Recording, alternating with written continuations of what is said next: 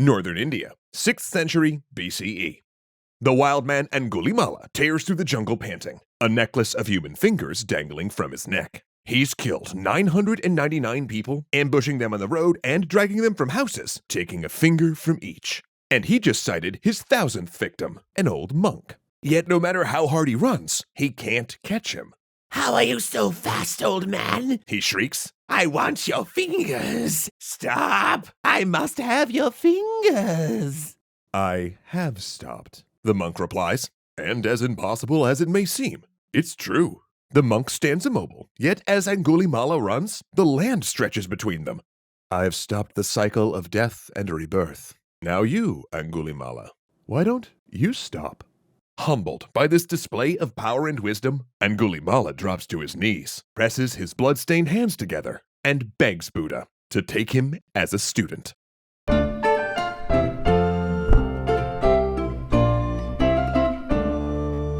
Thanks so much to HelloFresh for continuing to help us bring history to the table.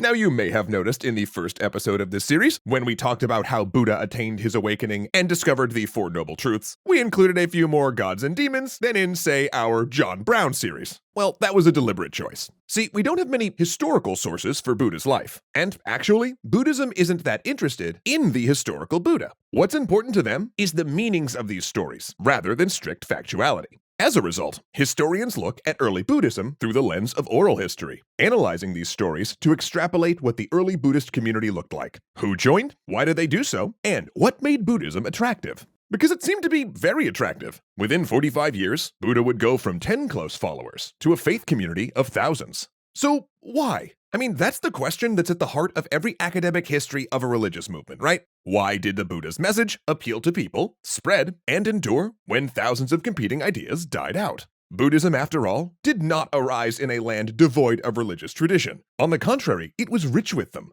Brahmanism, a historical religion that was a precursor to Hinduism, dominated the cradle of Buddhism. Not to mention that concepts such as reincarnation, the cycle of death and rebirth, and fulfilling your dharma, or righteously living out your societal role in castes, whether it be a soldier or laborer, etc., were already well established. And much of Buddhism would be an attempt to critique, evolve, or react against these concepts. Well, Brahmanism was weakening because it wasn't that spiritually fulfilling, a fact we suspect due to a large number of splinter groups arising at the time, from Buddhism to Jainism to ancient Hinduism and others that died out, most of which that appear to address an anxiety over reincarnation. But you might be thinking at this point, wait, why would people want to exit the cycle of death and rebirth? Living infinite lives sounds pretty great. Okay, but on the other hand, does it though? Think of it this way. Would you want to experience all of the highs and lows of life all over again forever? Sounds kind of exhausting to me. And also, it's important to remember that this was a time before modern medicine, where childbirth, aging, and sickness were extremely painful and dangerous. In fact, it was more normal to be sick than it was to be well. The mortality rate was high for children and women, and political instability spurred regular warfare. Oh, and then there's hell. Wait, did we not mention hell before? Because between each rebirth, you would be pitched into the realm of Yama, god of the underworld, and hellaciously tortured to burn off bad karma. Sidebar, this guy is Yama. Yeah, he's kind of a boss. So with all of that said, you sure you still want to keep riding this cosmic Ferris wheel forever? But even outside wanting to become a monk and attain nirvana in this life, Buddhism still held appeal for the lay people as well. They were encouraged to meditate, to moderate their behavior, live by ethical codes, and maintain love for their family and community. Monks also worked in said communities as counselors, spiritual advisors, and teachers. In other words, Buddhist practice held immediate benefits in improving relationships and fostering an outlook ideal for coping with an ever-changing and sometimes chaotic world. After all, if everything is impermanent, negative things and troubles will also pass. And the religions that last are the ones that do these things, that use ritual, moral, and theological codes to benefit the individual practitioners as well as their communities. And that community aspect was strong in Buddhism, since monks also worked as counselors, spiritual advisors, and teachers in their communities. This was by design, by the way. Buddha wanted to specifically tie the monks and lay people together. In fact, Buddhism is a religion dependent on urbanization, because you see, monks had many prohibitions. They couldn't harm sentient creatures, eat meat, or sleep in a soft bed, but most crucially, they couldn't handle money. Meaning without cities and towns, monks simply couldn't operate. Each morning, monks would go into the community with begging bowls. Then the community would donate food to them as a way to support their religious mission. And when the monk's bowl was filled, he would return and eat it all as his only meal. And this act engaged the laypeople in the upkeep of their religious community. Of course, some gave more, such as wealthy converts donating pieces of property for monks to use, thereby founding the first monasteries. Now, these donations helped worshippers build karmic merit, but they also mirrored Buddha's renunciation of worldly things and trappings. But then, for people who wanted to gain enlightenment as soon as possible, that very renunciation could also mean renouncing life and becoming a monk. And doing so, while difficult, could have great rewards, especially for people who needed a total change like the finger-collecting serial killer that we talked about in the beginning of this episode. Buddha's conversion of Angulimala demonstrates Buddhism's promise of redemption. Not only did Angulimala reform, the stories claim that that reformation was so total that he became spiritually reborn, attained nirvana, and worked miracles. In fact, Buddha himself declared that Angulimala, upon his death, had exited the cycle. It's a story that emphasized that not only can anyone redeem themselves in Buddhist belief, but that the eternally changing nature of the world offers hope. For if all is passing, then even someone in a state of what might be called evil can become good. Interestingly, though, the story is a bit more complicated. One morning, when Angulimala went out to beg for food, several of his victims' family members broke his bowl and beat him. Then when he asked the Buddha why this was allowed, even though he was spiritually reborn, Buddha informed him that even though he'd repented, the harm of his violence could not be undone, nor the karmic consequences. That's a surprisingly modern idea of reconciliation.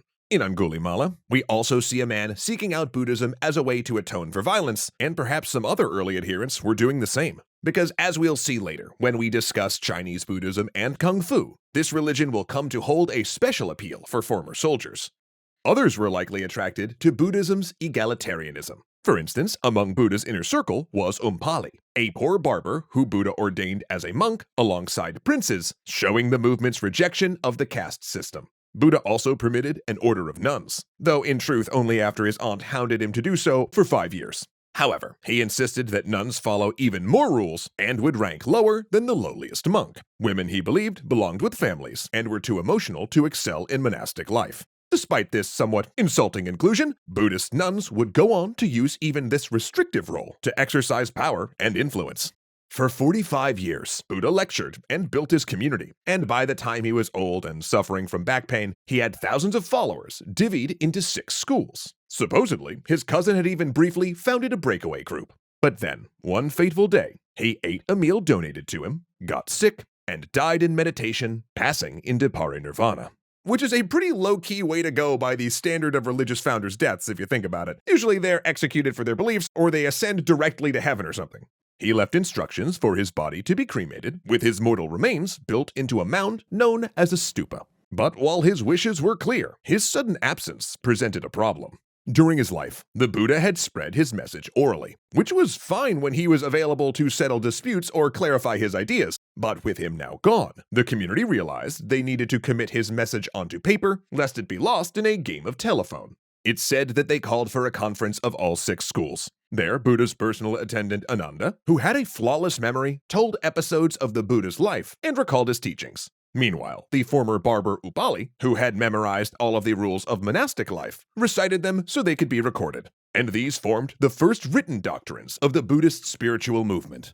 Also, this was only, at least by tradition, the first of these conferences. A second would come about a century after Buddha's death. Though, by that time, Buddhism had split into 18 different schools, including one, Theravada, which still exists today. Yet an even greater split was coming. One that would help Buddhism spread across Asia, and its key figure would not be a monk, but a king, Ashoka the Great.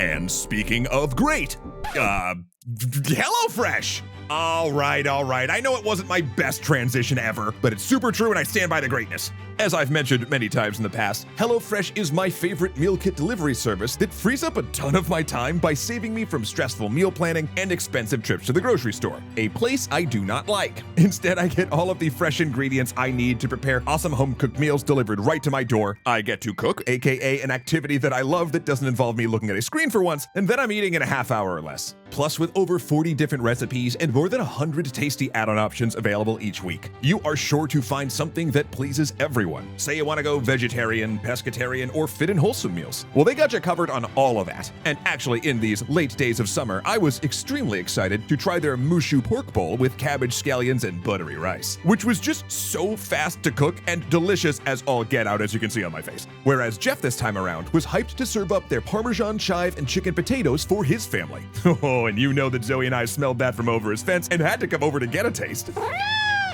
Wrong tagline, but right sentiment. Oh, and another thing HelloFresh gets right is their continued work on the sustainability and freshness fronts. Their produce goes from farm to your front door in under a week. The ingredients are all pre-portioned, meaning less food waste. And HelloFresh's carbon footprint is 31% lower than meals made from supermarket ingredients, which we just love to see. So if you'd like to save money on meals and eat just really dang good while you do it, now is the best time to give HelloFresh a try for yourself with this delectable deal. All you gotta do is go to HelloFresh.com and use the code 50 extra credits. That's 50 extra credits for 50% off plus free shipping. And you didn't mishear me over your growling stomach. You can save a ton of money on delicious meals while supporting the content you love, the environment, and your grumbly tummy. Again, that is 50% off plus free shipping at HelloFresh.com when you use that code 50 extra credits. Your time and taste buds will thank you, and as always, so will we. Thanks so much, everyone. What if I told you that Ahmed Ziad Turk, Angela Valenciana, Arclight Games, Casey Mustia, Dominic Valenciana, Joseph Blame, Kuya Koi, and Skylar Holmes were all legendary patrons? I'm not kidding.